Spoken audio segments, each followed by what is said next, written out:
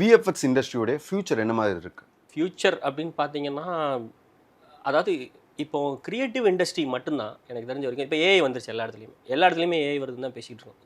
எல்லா ஒர்க்கையுமே ஏஐ பண்ணுற மாதிரி கொண்டு வந்துட்டே இருக்காங்க. கரெக்ட்டுங்களா ஆக்சுவலாக? ஸோ மனுஷனோட எண்ட் ரிசல்ட் என்னவா இருக்கும்னு நீங்கள் நினைக்கிறீங்க? ஏஐக்கு ப்ராம்ப்ட் எழுதுறதா இருக்கும்.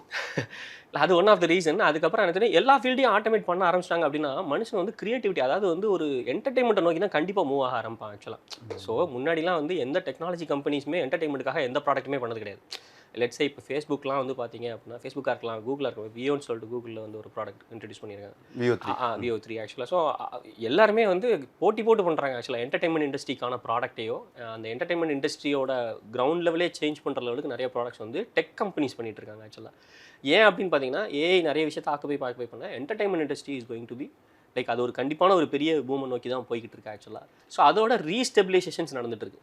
இண்டஸ்ட்ரியோட ட்ராக் வந்து கொஞ்சம் அதாவது ஒரு கன்சாலிடேஷன் பாத்தில் இப்போதைக்கு இருக்குது. பட் க்ரோத் ரொம்ப நல்லாவே இருக்குது.